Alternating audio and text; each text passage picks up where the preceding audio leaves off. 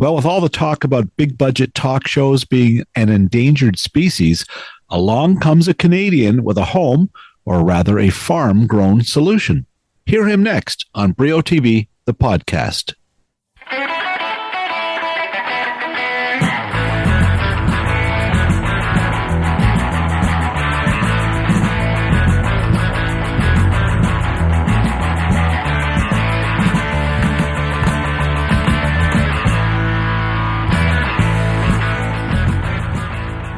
Hi, everybody. Bill Brio here, and thank you for joining me. The first time I interviewed Tom Green, which was many years ago, he was duct taping himself to lampposts in Ottawa and painting rude things on his dad's car. Community cable access. Since then, he's had a long career in show business, both in the U.S. and Canada, hosting his own MTV series, plus making movies such as Road Trip and Charlie's Angels. He's also appeared on several talk shows over the years, including guest hosting on The Late Show with David Letterman. He recently moved back to Canada, bought a 150-acre Ontario farm, and now stars, along with a horse, a mule, and several chickens, on the Tom Green Farm, now streaming on Crave. Between chores, he's also podcasting and touring comedy clubs across Canada. Now, if your memories of Green are all of the shock and prank variety, check out the Tom Green Farm, where he's planting a back-to-nature approach to the talk show genre. As the conversation starts, Tom takes a seat in his 170-year-old farmhouse. Behind him, honey-colored wood-paneled cupboard doors and rafters that look like they were milled just a few years earlier. Look at all that beautiful woodwork.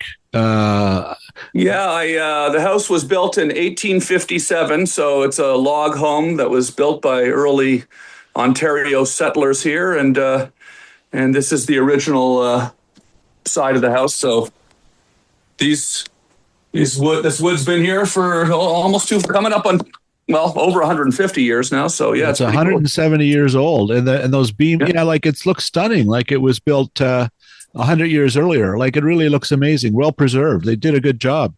Yeah, it's a neat place. I don't know if you've gotten a chance to see the show yet. I have, yes, yeah. Okay, so you can sort of see some of the. Yeah, I watched a bunch of stuff. I watched the main episodes. These logs here are like, you can really see how these are logs from like literally 1857. Somebody was hammering away with an axe up here, and that's the amazing thing, right? There were no power tools. It was all hand sawed. It's incredible, right? Yeah, it is pretty amazing. And to think, that they just went out into the woods here and pulled these trees down out of the woods on the property. So, it's inspiring. It makes me want to we want to maybe build another log house here the same way at some point in a future season of the show.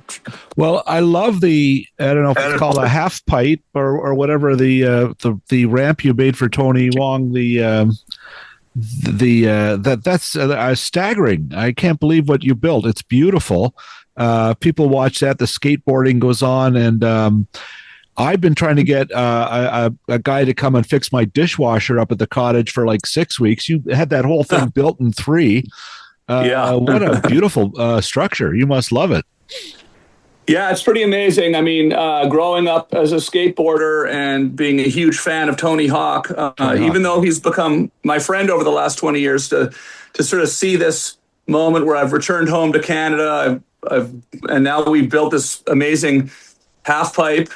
It's technically called a vert ramp, but half pipe is correct too, and have the legend himself, Tony Hawk, come up and skate. It was pretty neat. Yeah. Darn neat is right. And you must really get a huge kick, Tom, out of, you're showing these guys this ramp, Tony Hawk and Kevin Staab, these two skateboarders who've set the bar high for everybody. And they're walking around your farm, and you're walking through the cedars, and you come to this lake. You're sitting on these deck chairs, and these guys are just blown away. Like, they really, Staab thought it was like Disneyland for adults, right? I mean, it's so, these guys have been around, but they've never been there, right? And it must really please you that they get such a kick out of it. Yeah, and I'm really making an effort with moments like that, and also with the way that we're filming the show, to show off the beauty of rural Ontario in a way that it isn't often shown. And after living in California myself for 21 years, I started noticing, the longer I was away from home, every time I would come back home to the Ottawa area to visit my family at their cottage, and I would always sort of, every year I was gone more, I would be more amazed by the changing leaf colors or the green grass or the lakes and all these things that seemed so normal to us growing up in Ontario and in Canada. Really are pretty amazing exotic things like that you don't see around the world, like the forests and the density of the wilderness and everything. So it is actually pretty amazing to people. And sometimes I think as Canadians, we can sort of forget how beautiful our country is because it just sort of becomes normal. It's like when I went down to California the first time and went out into the desert and was like, wow, look at that. There's rocks and cactuses and expansive horizons. And you're just amazed. And down there, people just think nothing of it, So it's, it's pretty cool to have all this water up here, all of these lakes, all of this beautiful forest that we don't have in many parts of the world, and certainly in Southern California, For years and years, I lived for a couple of years in the mid 80s in LA working for TV Guide, and then would go twice a year really on that press tour, the TCA, the Television Critics Association press tour. And, we would stay in Pasadena at the Ritz-Carlton and the Beverly Hilton. I finally stopped going because I started to resent not being on Lake Huron at the cottage in the summertime. What am I doing? I'm giving that up. And you just can't replace the freshness of the air and everything else, right? It's unique. Yeah, absolutely. Absolutely. And I think I feel like with everything going on in the world, it's a good time for Canadians to celebrate all the amazing things that we have in this country and be positive about how lucky we are. Yeah, that's for sure. Well, it's a beautiful setting, and your farm is in Ontario, I guess, southeastern Ontario. It's just a beautiful setting. And how's that kitchen renovation coming? In the first episode, I see your mom has given you a hard time. Well, if you watch the next episode, you'll see that it was finished pretty quickly, and it became great. So episode 2 and 3, and we end up interviewing many of our guests in the kitchen. Dan Aykroyd, we do the bulk of his interview in the kitchen, and the show.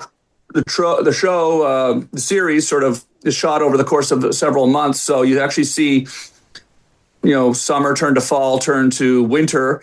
And we didn't shoot in the spring, but we shot the tail end of the spring, a bit of the spring, but mostly summer, fall, and winter.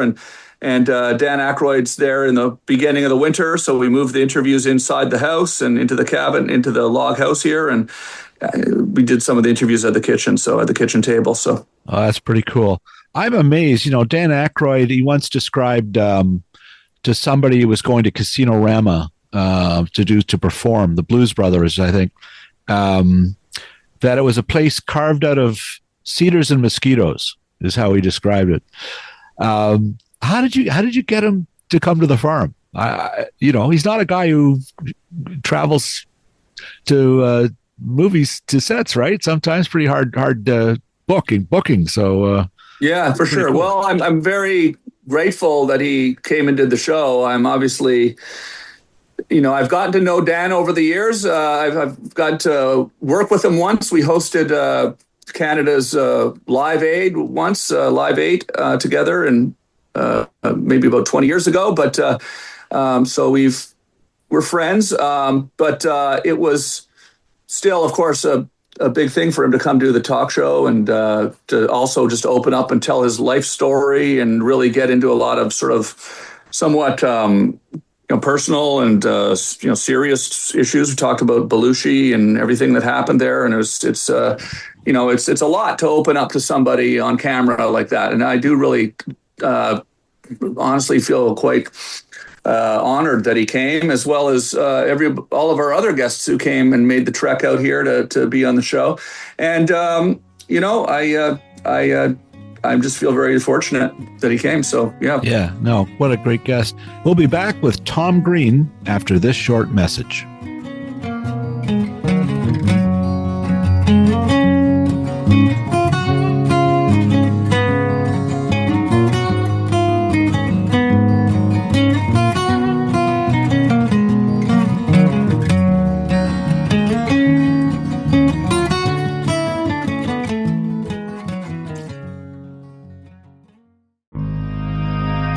What's new this summer on Paramount Plus Canada? Well, get set to be all shook up by epic Elvis Presley in concert, which will make its streaming debut July 24th exclusively on Paramount Plus in Canada.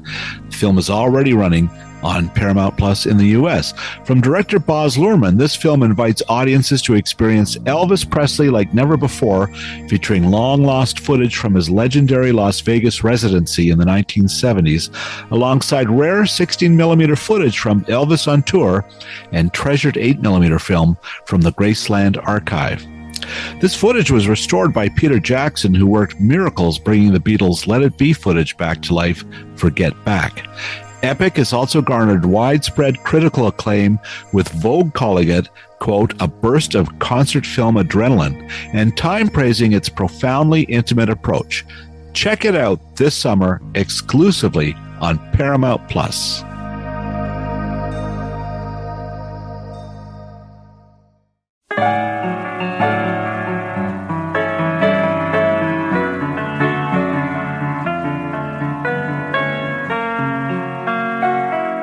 And here he is again, Tom Green. Yeah, we'll just remind folks the Tom Green Farm is on Crave. You can also watch it on Crave's YouTube channel. You can see the podcasts. You're multitasking. You're doing all kinds of cool stuff. So I surfed around. I watched some of the podcast stuff with Stephen Page and Jay Baruchel. And the same impression there, Tom, that these guys, you're talking to them outside, Jay and Stephen, I think. And both of them really opened up, too. They both seem very relaxed. Is there something about just being at a farm, the setting, that you get this kind of really candid, different kind of vibe when people are being interviewed? I think that's definitely a big part of it, for sure. I mean, people like to, it's a very relaxing place here, a very peaceful place that we come out and, we go see the animals and talk to the animals first. I think it's, I've been interviewing people for a long time, and now I'm directing this show too. So having been on both sides of an interview, I was, filling in for Larry King in the last few years of his show as his guest host, and interviewing all sorts of big name people that I didn't know, and doing my web shows and my MTV shows. And then having been on shows a lot too, and having been a guest on a lot of shows, I kind of know how I am sort of, let my guard down and what puts me at ease. And so I try to approach all of the interviews in a way that are, relaxed, like you said, and people want to tell their story, and people want to, open up about things that they're willing and excited to talk about. But it's got to be presented in a way that makes it comfortable for them. It does. The show is an interview show. It's a talk show, and at times it's a long format, and sometimes you do get into some more serious personal type of conversation, and you have to make people feel. It's weird when you get asked too directly about something. Like if someone just comes out and asks you directly about something that is of personal in nature, you shut down. You feel like you're being sort of tricked or something like that. So I think that's creating a nice, relaxing environment, giving people an opportunity to talk. I just like to listen, and I think people understand that now, that I'm not doing a gotcha show, and it's really whatever people want to talk about. Yeah, and I mean, I shouldn't be surprised. You have done these interview shows for, as long as I have. I think I first talked to you. You were still duct taping yourself to telephone poles, and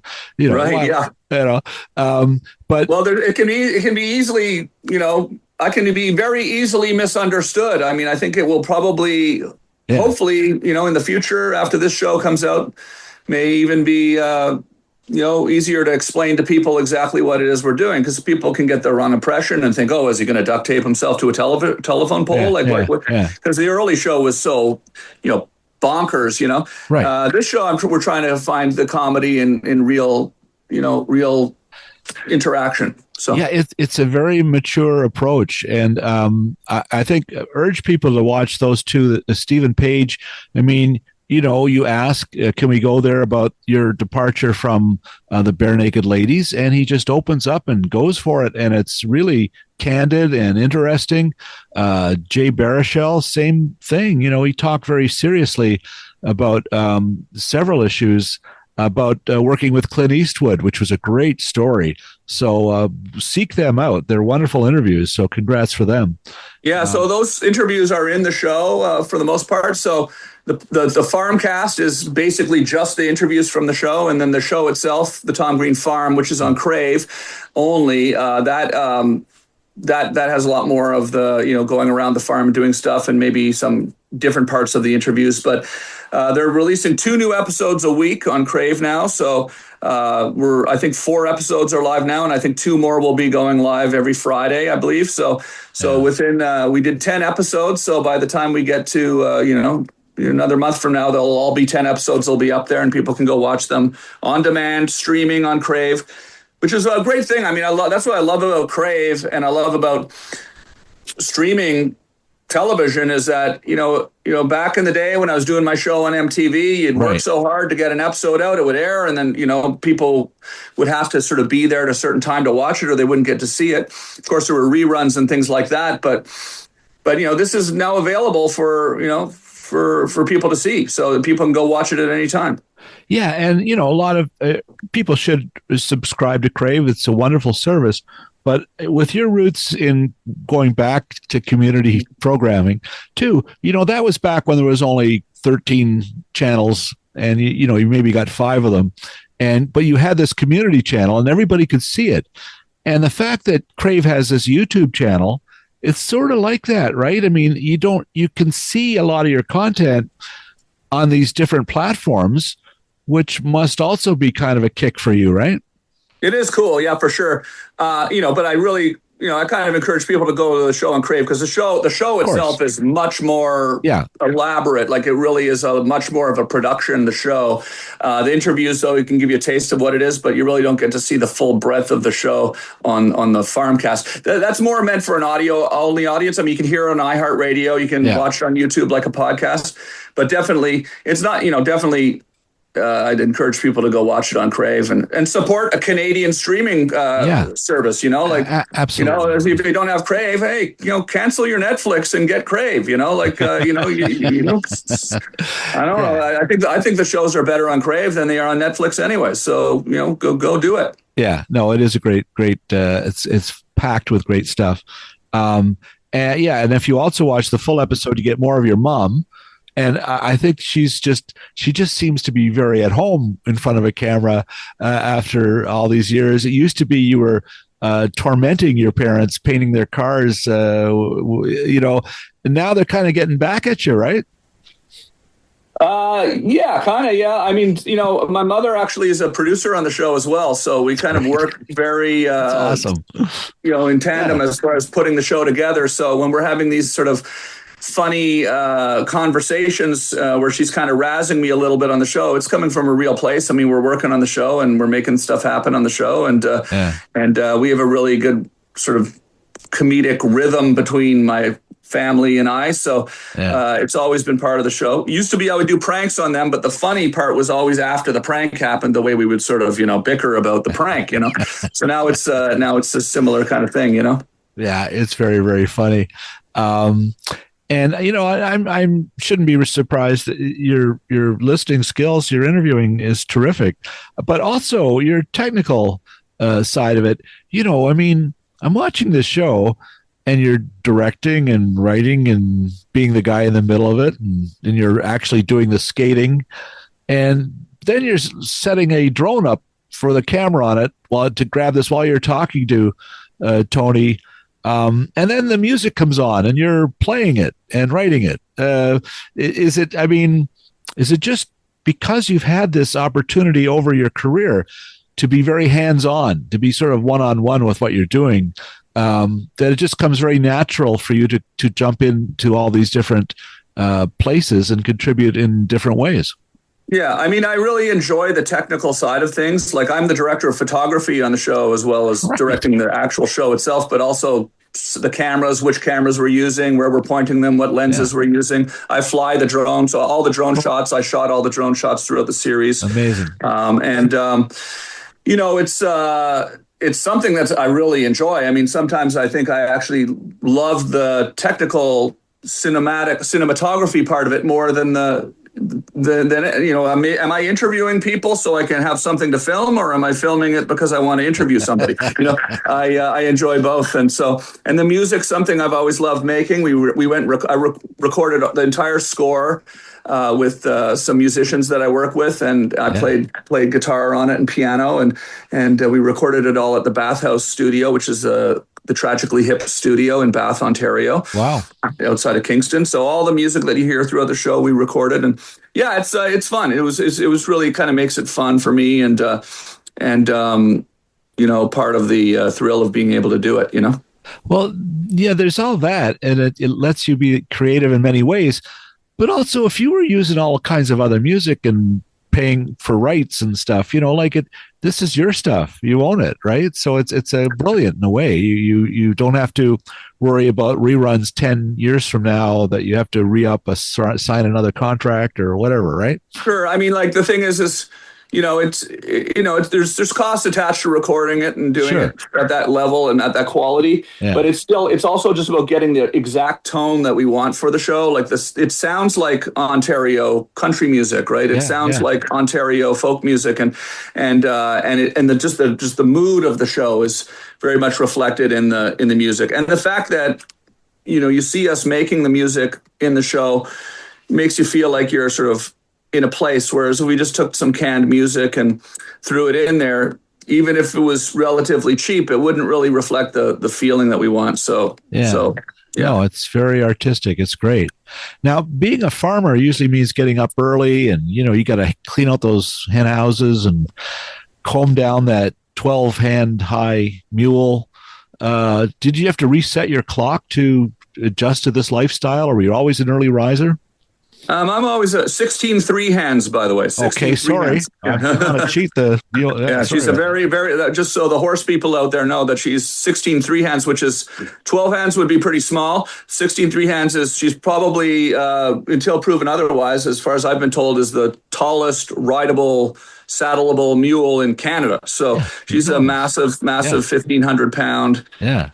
Animal, and I ride her. I rode her yesterday, and I ride her every day pretty much, and whenever I can, and we have a good bond that we've got with her, and that's my life now, a big part of my life. I love getting out and doing the work in the barnyard and cleaning up after the animals and feeding them and keeping them healthy, and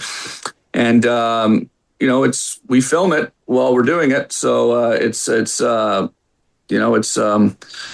part of the show as well. So, but I enjoy doing it. I mean, we're not actually in production right now. We're not shooting right now. And I was out this morning in the barnyard shoveling some manure and cleaning up the stall and giving them their food. And I love it. You're there with the animals. It's a very calming experience being out there with the animals, I'm sure it is. We'll be back on the Tom Green farm in just a moment.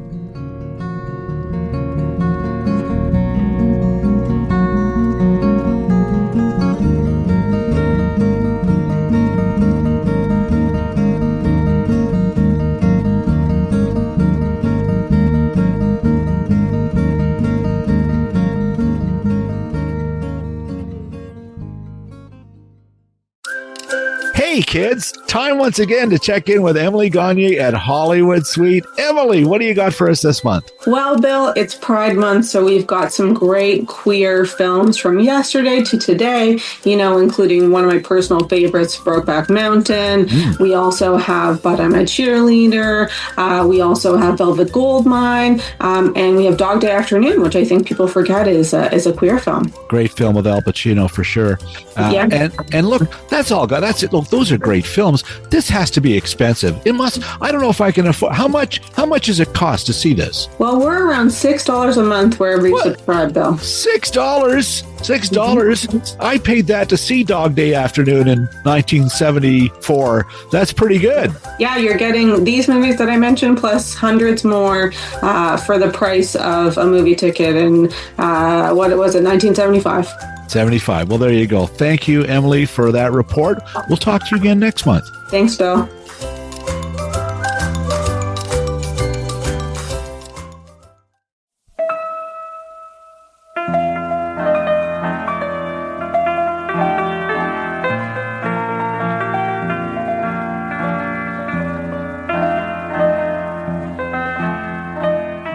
And we're back.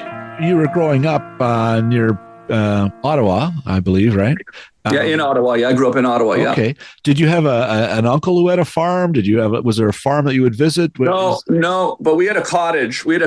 So we would be out in nature a lot and fishing and canoeing and things like that. But no experience with large animals like this. We had a cat. So I very suburban cottage lifestyle growing up. But I love animals, and I've sort of have had them now for over 3 years, and really the mule and the donkey we've had for 3 years, and the horse and the baby horse, which is now 2 years old. It's a big horse now. We've had for 2 years, and it's become one of the most sort of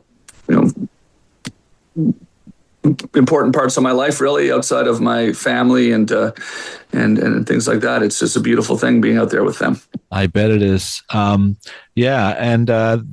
dog, I was at the upfront for Bell last week, and you came on stage with what's the dog's name?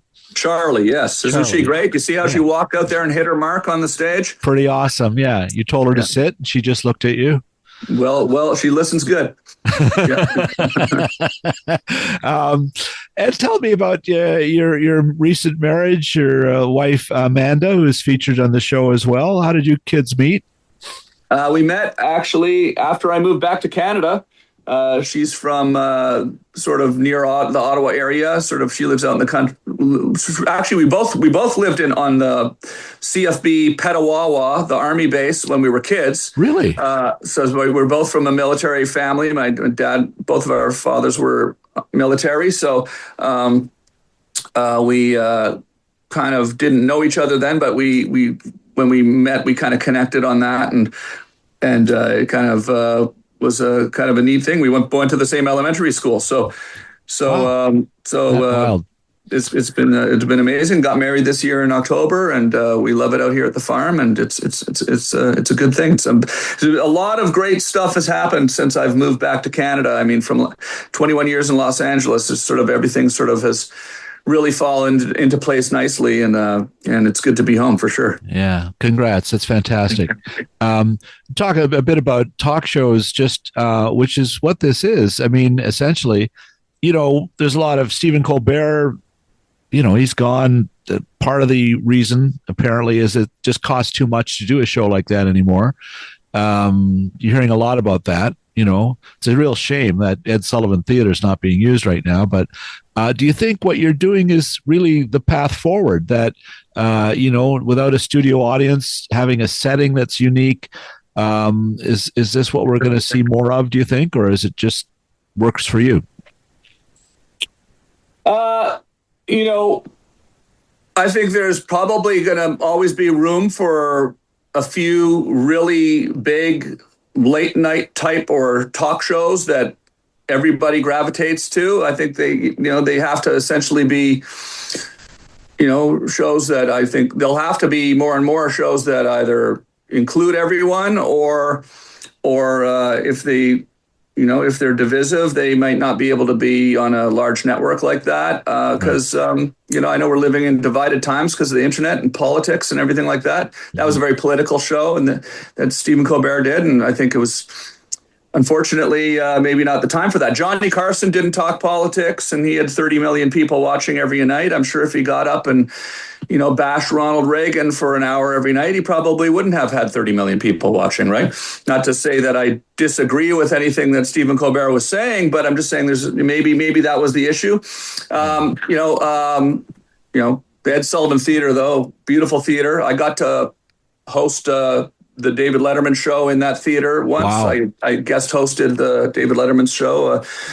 Okay, let me stop you there, Tom. Wow, I mean that must have been a mind blower. He would have been a hero of yours, I'm sure. Yeah, he was one of my big heroes. Him and Tony Hawk, and I got a call the night before. I was in Los Angeles. He said it was my manager at the time, the late Howard Lapidus, who called me up, and great guy. And he said, "Hey, are you sitting down? You're hosting Letterman tomorrow. Head to the airport right now." And I drove to the airport, and next night I was walking out on stage hosting the Late Show with David Letterman in the Ed Sullivan Theater. So, no, it was an amazing experience. I grew up loving talk shows, and I think look, there's to answer your question, is this the way it's going? I mean, it's already kind of gone this way. I mean, podcasting is the biggest talk show in the world right now is debatably, or still is, Joe Rogan, right? And, I've been on his show multiple times, and he's got, his ratings dwarf whatever they're getting on the late night shows on network TV. So I think there's a lot of reasons for it. We could talk about it for an hour, probably. People want to be able to, people want to be able to feel like they're watching something authentic, and that's what's great about podcasting, because people are actually, the person you're watching is actually in charge of their show and saying what they want to say. And that's what's cool. I think I read, is it true, Rogan was a bit of a fan of yours from your MTV show, I believe, and things? Is that? I'm not sure if he was a fan. I mean, he's definitely has been a fan of what I did on my web show. I mean, maybe he was a fan. I don't know. What happened was I built a web TV show in my living room before the word podcasting existed, but it was basically a podcast. And I would invite up all the comedians in LA to my house. And I was a fan of his, and he came up to the house and he looked around and saw all these cameras and said, "Oh my God, you can do your own show now without a network? I want to do that." And he said, "Somebody's just got to figure out how to make money doing this," he said. And then he went and figured that out. And no kidding, did he ever? But it was those early years. There's a good video of it going around, quite a few videos going around when I go on his show as well. He's always quite open about the fact that he really was inspired by my web TV show that I was doing back in the early 2000s. So very complimentary. Also with Jay Leno, you were on a lot on the Tonight Show, right? With him. Yeah, I probably did the show about 25 times. Wow. I kind of worked for them a little bit as a correspondent for a while and doing funny segments around the country and in the United States. So and was on for many appearances, and so that was exciting, obviously, to be on the Tonight Show. I never got to be on Johnny Carson because he was retired before I was in the United States, but that would have been also amazing. Yeah, must have been. He really did set the bar for sure. And I think Carson, you mentioned how he wasn't hammering Reagan, but he'd go after Nixon. Like, I think if he was around now, he would probably have to be in the middle of it to a certain extent. You couldn't ignore a lot of stuff that was going on, right? Possible. You don't know. I don't know. I mean, there's always been problems, right? Yes, there's always been true. Problems. Sure, they seem extreme now because we're living it, right? But, there was World War II was a pretty big deal also, you know?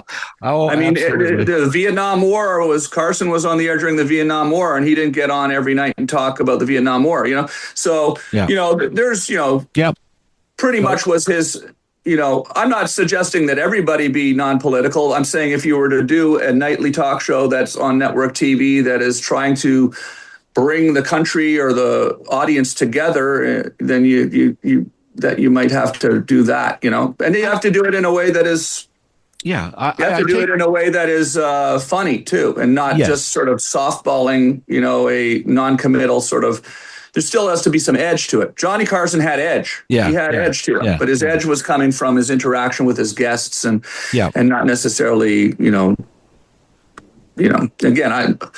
I'm coming off like I'm sounding like I'm not a fan of Stephen Colbert. I did enjoy the show, but I'm just saying, I think the reason why maybe it didn't work out was a little bit less to do about the cost of it and a little bit more to do with his subjects. That he was very anti-Trump, and I think Trump probably did a lot to probably push him out as well. Which is, you want to talk about freedom of speech? I don't know if they have the same kind of freedom of speech down there in the United States that they claim to have. You often hear them saying that we don't. The podcasters in the U.S. will often say we don't have freedom of speech in Canada, right? And because they are sort of angry that we have a hate law, hate crime and hate law distinctions in our Charter of Rights and Freedoms and stuff like this, right? But then we also don't have a prime minister who's canceling television shows, right? Because he doesn't like what people are saying. So who's got the freedom of speech? I don't know. But I take your point. I think a lot of viewers you get weary of the constant political bashing and. You're right. Back in the day, for Carson, people were trying to go to bed and not have a troubled mind, and he was making them laugh, and that was the job. But I also think Kimmel and Colbert probably would rather just tell jokes. I just think it's a different time. It's hard. It's apples and oranges, right? And Jimmy Fallon, he doesn't talk politics, and he's the one who's doing the best of them all, right? So there's also so much more media these days, right? Yes. Just forget about the political angle. I mean, there's a million options. People spend their whole day on their phone looking at funny clips, so they don't have to wait till the end of the day to watch a late night talk show. Yeah. So all that's true, and it all factors into that. It's. What's the funniest Carson clip you've and I would say, by the way, that I am employing the same sort of ideology to this show. I mean, we don't talk politics on the Tom Green farm, but it's still an edgy, funny, weird, crazy show. But I'm not getting up on a soapbox every day and talking about political stuff that's only appealing to one side or the other. It's a funny show for everybody, and that's what I liked watching. I really like your show, and I liked about that. What I was learning about these people was it wasn't political, but it was also you talking about real things, and there was a maturity to it. You know what I mean? It was good conversation, which is what you're always listening for or looking for. We've got a wide variety of guests, so every episode's got different types of guests, different types of people. So, I really kind of want to encourage people to watch the whole series, watch all 10 episodes, because every episode is completely different from the next, depending on who's there and what we're doing. So, well, let me just mention a few. Michael Cera, good Brampton boy. Dead Mouse, Jon Dore, very funny. Erica M. Chantal Kreviazuk, Tragically Hip's Paul Langlois. Stephen Page was terrific. Priyanka, you've got quite a wide George Stroumboulopoulos. It's an amazing list, for first season. Congrats. And Kurt Vile. Kurt Vile's an amazing, alternative rock artist a musician from Philadelphia. So one of our few American guests we had on the show. A lot of Canadians on the show. Biz Nasty Paul Bissonnette, though, was up from Phoenix, where he is, of course, he's the host of the Spit and Chicklets podcast. He's a great funny guy. Amber Marshall, who was on the longest running television show in history, Heartland. We rode horses together, and Dan Aykroyd, of course. So lots of cool stuff happening. When you were in LA, did you ever go to the LA Equestrian Center and ride, or did I actually did not. No, I was, I probably would if I went back, but I didn't really have any sort of interest in riding horses down then. It wasn't until I moved here and I had these two old barns on the property. I thought, this would be kind of a lot of fun. We've got a lot of there's trails here on the property to ride around through the wilderness. And I thought, this would be a fun way to get around the property as opposed to us on some loud, noisy ATV. I'd get a nice quiet mule and ride around in the woods here. It looks heavenly. Let me just ask you quickly, two last ones here. I just wonder, what do you miss least about city life, and is there anything that you miss a lot about it? Well, the one thing that is I'm fortunate to have this great career touring as a stand-up comedian. So the last 20 years, I've been to every city in the USA and Canada like a dozen times, in the last 20 years. I mean, literally every city, so, on an average year, I do 200 shows a year. I'm slowing down a little bit right now to do the TV show, but at any time I can go off on tour and go to this year. I toured all of Canada. I was in every city in Canada this year. So I get to go out to Vancouver and Toronto and Halifax and St. John's and St. John and Montreal next week, actually, and get to go out to some nice restaurants and walk around the city and see some shows and do some things and then come home when I'm done. So I get my share of city life for sure. But in fact, because I'm always in these traveling and in the city, it's nice to come home to the country and get something that's just a calm place to disconnect from all the hubbub of the speediness of the city. So traffic, very calming out here. Yeah, I bet it is. Do you find folks now encountering you in a club? They might have one Tom Green in mind, and they're getting somebody a little different. Is it a different show? Well, my stand-up show kind of ties everything together nicely. It's a very high energy, outrageous, hilarious show. But I also talk about some of those ridiculous things that happen living on a farm, and I do music and all sorts of stuff. So it kind of and in this day and age, like with social media, and anybody that's coming out to see me at my show has probably been following along on social media anyway, and they know what's going on. So they're not expecting it to be me coming out and doing bits from my show from 20 years ago. So right. Yeah, for sure. Well, congratulations. The Tom Green Farm is a wonderful show. See the full hour-long episodes on Crave.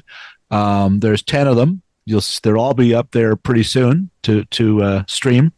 And then listen to the podcast and find Tom on a few other platforms, YouTube and iHeart, I believe, right? Yeah, absolutely, yeah. Okay.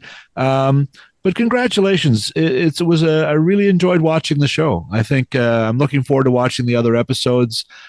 So hats off to you. It's really cool to see your evolution in terms of all of the things that you've learned, and especially most impressive is as a listener. You do a great job. So hats off to you. It's a pretty cool show. Thank you very much. I appreciate the kind words. Thank you. And let everybody know. We want people to watch. So, okay.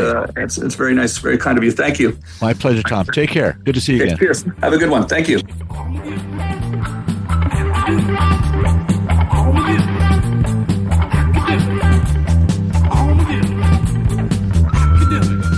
Thanks again to Tom Green, and do check out the Tom Green Farm. It's streaming now on Crave. My thanks as always to Phil Hong for pulling these episodes together with the same kind of energy and dedication that Tom Green devotes to his mule. Kudos as always to BJ Del Conte, Paul Boudreau, and Stephen Dudley for the music heard on this podcast. Now, finally, thanks to you, listener. If you liked what you heard, please spread the word. I'm Bill Brio. Thanks for listening.